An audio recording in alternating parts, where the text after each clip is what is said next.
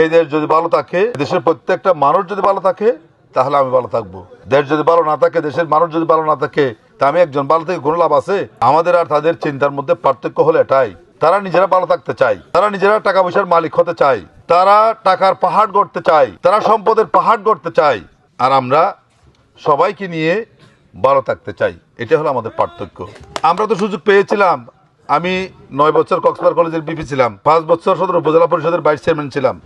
একজন লোক কি বলতে পারবে আমরা কারো প্রতি বৈষম্য করেছি, 5 টাকা দুর্নীতি করেছি? কেউ কি বলতে পারবে? এদেশের মানুষ এমনকি ভোটাধিকারও হারিয়েছে, ভোটের অধিকার সেটাও প্রয়োগ করতে পারে নাই, ঠিক কিনা? যে আমরা এমন একটা বাংলাদেশ চাই, আমরা সমান বিচার পাবো, ন্যায় বিচার পাবো, আমরা ইনসাফ ভিত্তিক একটি সমাজ পাবো, সেরকম একটি কল্যাণমূলক বাংলাদেশ আমরা চাই। আমরা চাই আমার আজকে যে শিশুটি জন্মগ্রহণ করবে তার উপর যাতে 1000 টাকার ঋণ নিয়ে এসে যাতে জন্মগ্রহণ না করে। দেশে জন্মগ্রহণ করা প্রত্যেকটা শিশু তার স্বাস্থ্যসেবা পাবে, তার শিক্ষার সুযোগ পাবে, তার মৌলিক মানবিক অধিকারগুলো সে পাবে, বাঁচার মতো তার অধিকারগুলো তাকে দিতে হবে। সেরকম একটি পরিবেশ আমরা তার জন্য নিশ্চিত করতে চাই। একজন মধ্যবিত্ত নিম্ন আয়ের মানুষের ছেলে যদি আমরা ডাক্তার বানাতে না পারি, আমার দেশের ভাগ্যের পরিবর্তন হবে না। আমরা চাই সেরকম একটি দেশ গঠন করতে, যাতে প্রত্যেকটা মানুষ স্বপ্ন দেখে আগামী দিনে ওই যে রিক্সাওয়ালার ছেলেও প্রেসিডেন্ট হতে পারবে, আগামী দিনে রিক্সাওয়ালার ছেলেও ম্যাজিস্ট্রেট হতে পারবে, আগামী দিনে ঠেলাওয়ালার ছেলেও একজন ডিসিএসপি হতে পারবে। আজকে সেই স্বপ্নকে আমরা দেখতে পারি না। সেই স্বপ্ন আমাদেরকে কেড়ে নেওয়া হয়েছে। আমরা সেই স্বপ্ন দেখতে চাই এবং সেই স্বপ্নের বাস্তবায়ন করতে চাই। আজকে সমাজ কি তা দিতে পেরেছে? ঢাকার রাজপথে সোহাগ নামের একজন বাঙালি ব্যবসায়ীকে দিন দুপুরে ছাদার জন্য পাথর মেরে হত্যা করে তার শিশুগুলোকে এতিম করা হয়েছে, ঠিক কিনা?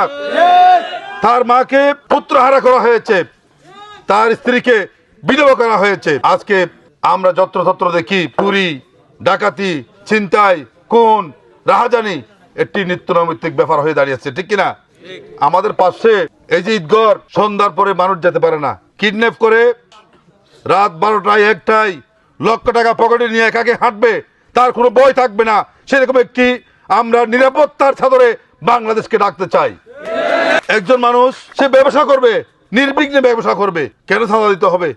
আমরা চাঁদাবাজদেরকে বন্ধ করতে চাই, দেশ থেকে বিতাড়িত করতে চাই। আমরা প্রত্যেকটা বেকারের জন্য কর্মসংস্থান সৃষ্টি করতে চাই, তাদেরকে উদ্যোক্তা বানাতে চাই।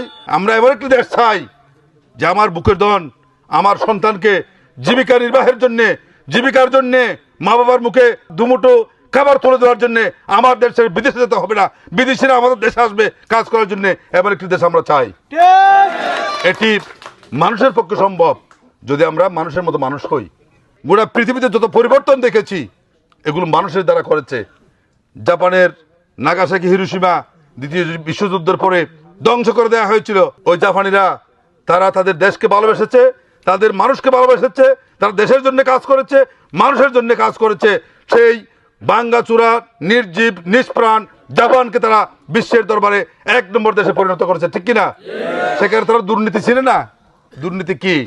তারা মিথ্যা কথা বলতে জানে না। মিথ্যা কথা কি? তারা ওয়াদা খেলাপ করতে জানে না। সেগুলো কি? তারা প্রতারণা করে না, মানুষের টাকা মেরে দেয় না। আপনি 1000 কোটি টাকা রাস্তার উপরে রেখে যদি যান, সেই টাকা কেউ ধরবে না। ধর্মের চাইতেও তারা বড় শিক্ষা অর্জন করেছে, মানবতার শিক্ষা। মানুষের জন্য যে শিক্ষা, সেই শিক্ষা তারা অর্জন করেছে। এই বাংলাদেশে হিন্দু, মুসলিম, বৌদ্ধ, খ্রিস্টান, আমরা তো ধর্মও মানি। ধর্ম মানুষকে সৎ করে, ধর্ম মানুষকে মহৎ করে, ধর্ম মানুষকে উন্নত করে, ধর্ম মানুষকে মানবিকতার শিক্ষা দেয়, ঠিক কিনা? তাহলে আমরা জাপানের সাথে তো উন্নত হওয়ার কথা ছিল, কিন্তু আমরা আমাদের সন্তানদেরকে সেই শিক্ষা দিতে পেরেছি, সেভাবে গড়ে তুলতে পেরেছি?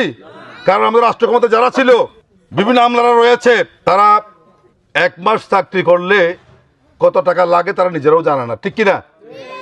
একবার এমপি হলে তার কত টাকার দরকার হয় তারা নিজেরাও জানে না। হাজার হাজার কোটি কোটি টাকা তাদের পেট ভরে না।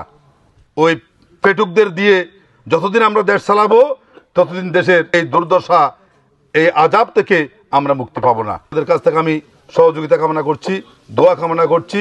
ইনশাআল্লাহ আপনারা যদি দাঁড়িপাল্লা মার্কায় ভোট দিয়ে আমাকে নির্বাচিত করেন, পরিবর্তন করার জন্য আমি চেষ্টা করবো ইনশাআল্লাহ। আল্লাহ পাক আমাকে তৌফিক দান করুন। আপনাদেরকে সাথে নিয়ে আমি এই কক্সবাজারটাকে সাজাতে চাই। আপনাদের সাথে নিয়েই আমি কক্সবাজারকে উন্নয়ন করতে চাই। আপনাদের আমি সারথি হব এই আশাবাদ ব্যক্ত করে আবার আপনাদের সকলকে ধন্যবাদ মোবারকবাদ জানিয়ে আমি আমার কথা শেষ করছি। খোদা হাফেজ। আসসালামু আলাইকুম রহমতুল্লাহ।